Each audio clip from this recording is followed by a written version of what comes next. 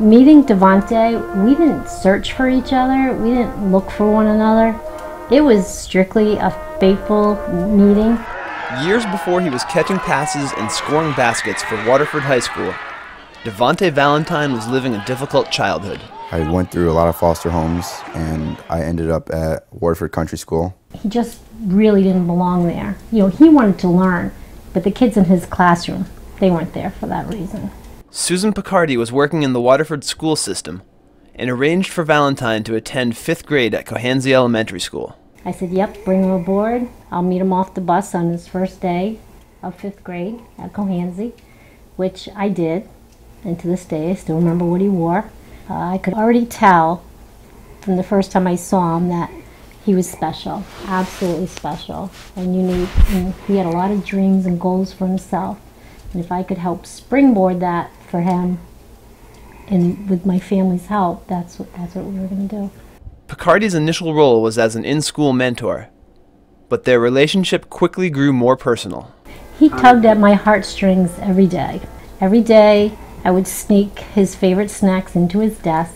And one day he happened to mention to me that he always liked it when he saw other kids would bring homemade Christmas cookies to their teachers.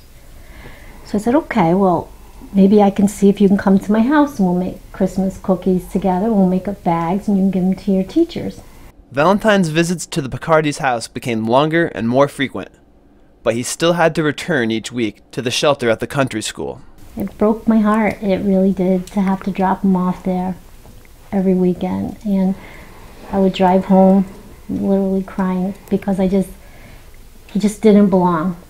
I met Mrs. Picardi, and she was the nicest lady I've ever met in my life. And I would go home and just say, I hope she takes me home. In 2004, Valentine became the Picardi's foster child, officially making him part of the family that included Susan and Jerry's 3 biological children.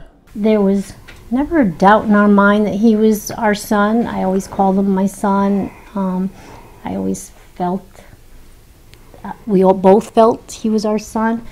And it only came down to when he started, you know, getting a little older and stuff, that we asked him, you know, if he felt like he needed more than that piece of paper to make it official. The Picardis adopted Valentine in October of 2009. It's been a year now, a little over a year, last October, and he's officially Davonta Valentine Picardi. While their difference in skin color may prompt questioning looks from strangers, no one in the family is fazed by it.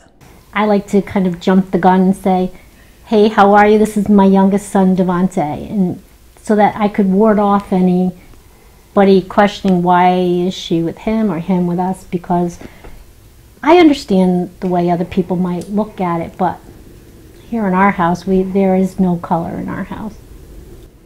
Yeah, there was one time over the years where one of his friends called me Mr. Valentine.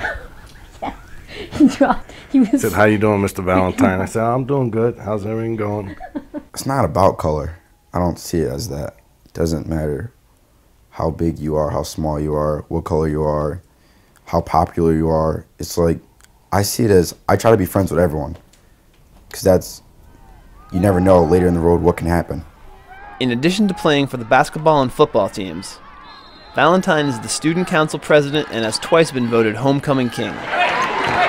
On the field and off, he continues to be a team player. He's like, Pops, I'll do the front lawn, you do the back lawn, and I'll rake the left side, you rake the right side. And, you know, if there's anything you need for me to do, I got some time tomorrow, leave a list.